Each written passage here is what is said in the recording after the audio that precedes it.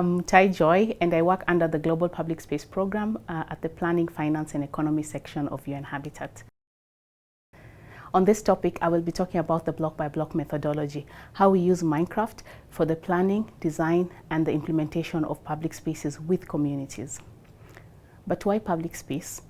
We realize the multiple benefits that public space offers to urban residents, but also to the environment, both at the site level and at the citywide level and larger scales. From community cohesion to biodiversity to health impacts, as well as climate change adaptation.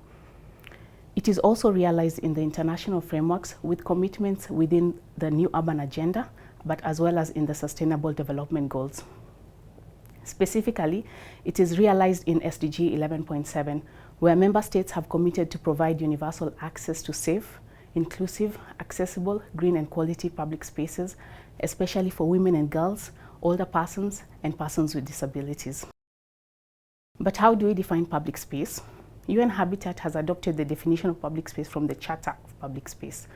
It defines public spaces as all spaces that are publicly owned or of public use, accessible to all for free without profit motive. These public spaces are categorized into three: open public spaces such as parks, plazas, squares and gardens, streets such as sidewalks, avenues and promenades, as well as public facilities such as religious institutions, markets, city halls and libraries. The use of digital technologies offer the opportunity to bridge the divide between inhabitants and their cities, making change literally happen before their eyes, giving them the chance to weigh in on how their future smart cities will look, feel and serve their needs. It also narrows the digital divide by increasing digital literacy and building skills. Therefore, the Global Public Space Program at UN Habitat has developed a process for which city leaders are able to achieve long-term planning priorities and report to the Sustainable Development Goals as well as the New Urban Agenda. The process starts with a citywide understanding of the current state of public spaces, their operation, spatial gaps, management and maintenance framework, as well as their ownership. These form a basis for the development of a citywide public space strategy and the adoption of an action plan with clear goals and objectives. The action plan forms a basis for the selection of demonstrative pilot projects. It is key to note that this process applies innovative and participatory tools that can be contextualized to any city. On this session, I will be talking about the demonstrative process segment, which uses block-by-block methodology under the block-by-block program. The BlockbyBlock Foundation is supported with funding and technical advice from Mojang Studios as well as Microsoft, and actively supports the implementation of the New Urban Agenda as well as the Sustainable Development Goals. The block-by-block methodology employs community meetings, presentations, site visits, and more importantly, site design, where the video game Minecraft is used. Minecraft is a tool that supports the co-design and the 3D visualization of the planning and the design process. Minecraft video game works almost like a digital Lego. One of the strengths of Minecraft is that it is very easy to learn, even where people without any digital skills. Our experience of projects globally have shown that almost anyone, young, old, educated, uneducated, can use Minecraft to start digital designing within hours.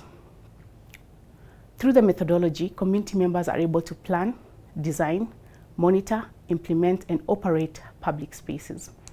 The methodology has been applied in over 90 cities in 54 countries and has realized the implementation of over 140 public spaces, directly impacting 2.3 million people. The block-by-block methodology has an incremental but well-defined process with learnings from experience in multiple cities and countries. Currently, the methodology consists of 3 phases and 16 activities. These are supported by innovative tools with complementary materials. Various activities could be conducted independently or simultaneously with others.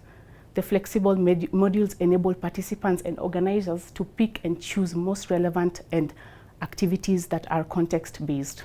Under Phase 1, the technical team plans the overall process, selecting the site, inviting representative samples of population, key stakeholders, and assessing the current condition of the site.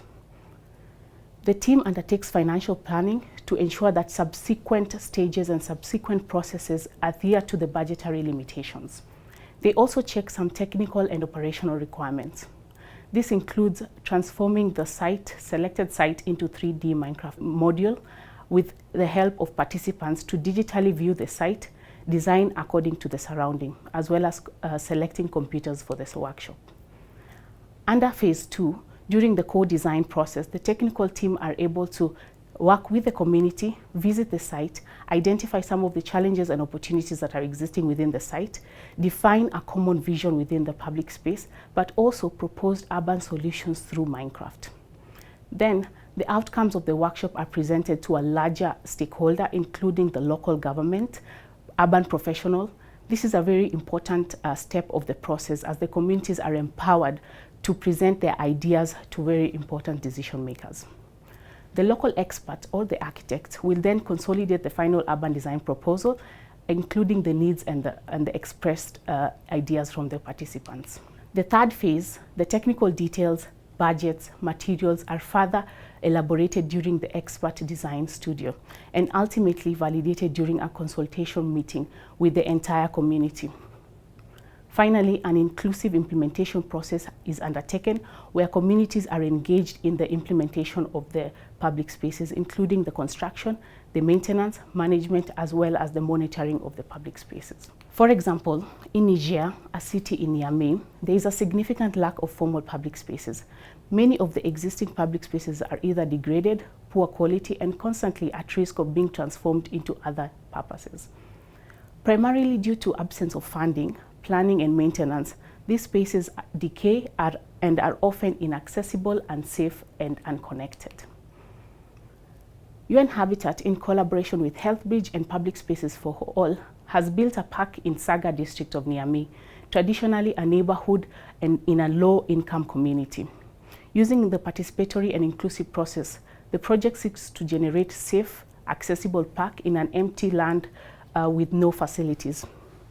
During the Minecraft workshop, residents in the neighborhood used the program to develop the ideas of the park improvement, focusing on it being a recreational space. Developing the park required significant participation and effort from the community. A total of 43 engagement workshops and community consultation workshops were held, and as a result, 35 improvements were done on site.